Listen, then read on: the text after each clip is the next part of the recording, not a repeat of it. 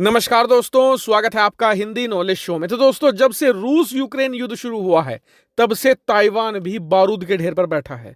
एक चिंगारी की देर है और यूक्रेन में जो हुआ है वो आपको ताइवान में भी देखने को मिलेगा, क्योंकि जो रूस ने किया है ना, उससे कहीं ना कहीं चीन अपने आप को मोटिवेटेड फील कर रहा है। उसे लग रहा है कि इससे ज्यादा आसान मौका ताइवान को कब्जाने का फिर नहीं मिलने वाला। इसके ऊपर से अमेरिका भी लगातार ऐसी एक्टिविटी कर रहा है जिससे आने वाले 1-1.5 साल के अंदर आप ताइवान को एक राष्ट्र का दर्जा मिलते देख सकते हैं, क्योंकि हाल ही में अमेरिका ने ऐसे सभी नक्शों को बैन कर दिया है जो ताइवान को चीन का ही एक राज्य दिखाते हैं। इसके अलावा अब से 2.5 साल पहले ही अमेरिका ने अपने कई सारे सैनिक भेज दिए थे ताइवान में, और वो आज तक ताइवान के अंदर मौजूद है। और वो क्या कर रहे हैं, जो ताइवान के एयर डिफेंस सिस्टम है, यानी कि पैट्रियोट एयर डिफेंस सिस्टम, उन्हें लगातार अपग्रेड कर रहे हैं, मजबूत कर रहे हैं। और इसके अलावा ताइवान की सेना को टैक्टिक सिखा रहे हैं कि कल को अगर चीन का हमला होता है तो उससे कैसे बचाव किया जाए।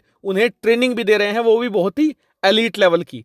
ऐसे में चीन को लग रहा है कि जिस रेट से अमेरिका आगे बढ़ रहा है, उस हिसाब से तो आने वाले 2 साल के बाद चीन ताइवान पर हमला करके उसे नहीं कब्जा पाएगा। और इसीलिए पिछले 1 हफ्ते में चीन ने अपनी गतिविधि बढ़ा दी थी, अपनी सेना को दक्षिणी चीन सागर में इकट्ठा करना शुरू कर दिया था। और अब से 3-4 दिन पहले चीनी नौसेना ने हांगकांग के पास एक बहुत ही बड़ी ड्रिल शुरू करी है, जिसमें वो ऑपरेशनल रेडीनेस को भी चेक कर रहे हैं। और ऑपरेशनल रेडीनेस क्या होता है आप सभी लोग जानते हैं, और ये कितना खतरनाक होता है। लेकिन जहां एक तरफ ये सब कार्रवाई चल रही थी, इसी बीच आज बिल्कुल अभी खबर आई है कि 16 तारीख की रात को चीनी वायुसेना ने एक ऐसा काम कर दिया था जिससे ऑलमोस्ट युद्ध शुरू ही हो गया था। दरअसल चीनी वायुसेना के लड़ाकू विमान ताइवान के एयर आइडेंटिफिकेशन जोन में पहुंच गए थे, यानी कि एक ऐसा इलाका जिसे ताइवान की वायुसेना नियंत्रित करती है। तो चीन की वायुसेना जैसे ही ताइवान के अंदर घुसी, उसके तुरंत बाद ताइवान ने उन्हें रेडियो फ्रिक्वेंसी के जरिए वार्निंग भी दी कि तुरंत वापस लौट जाइए, लेकिन चीन की वायुसेना नहीं मानी। और उसके बाद ताइवान ने आखिरी ऑप्शन अपनाया और अपनी मिसाइलें तैनात कर दी और साफ कहा कि अगर नहीं निकले तो तुरंत मारकर गिरा दिए जाओगे। और इस धमकी के बाद चीनी वायुसेना खैर पीछे हट गई।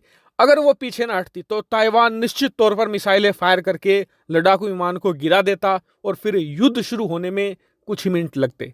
लेकिन इस घटना के बाद ताइवान पूरी तरीके से हाई अलर्ट पर चला गया है और एग्रेसिव मोड में भी आ गया है, क्योंकि आप जानते हैं कि अटैक इज बेस्ट डिफेंस। ऐसे में ताइवान ने पहले ही ढेर सारी मिसाइलें अब तैनात कर ली है कि जैसे ही चीनी वायुसेना घुसेगी, इस बार उन्हें मारकर गिरा दिया जाएगा, क्योंकि चीन धमकियों से तो डरने वाला नहीं है।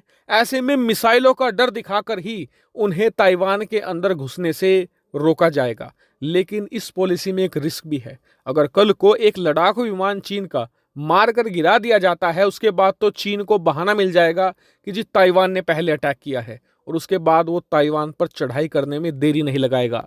हालांकि आपको बता दूं कि इस घटना के बाद जापान और अमेरिकी नौसेना हाई अलर्ट पर हैं और इनके शिप्स लगातार ताइवान के बेहद करीब चक्कर लगा रहे हैं कि अगर कल को चीन ताइवान पर अटैक करता है तो इस स्थिति में ताइवान को तुरंत मदद दी जा सके। हालांकि इस पूरी सिचुएशन पर आपका क्या मानना है, कमेंट करके बताइएगा। फिलहाल इस वीडियो में इतना ही। Thank you very much for watching video.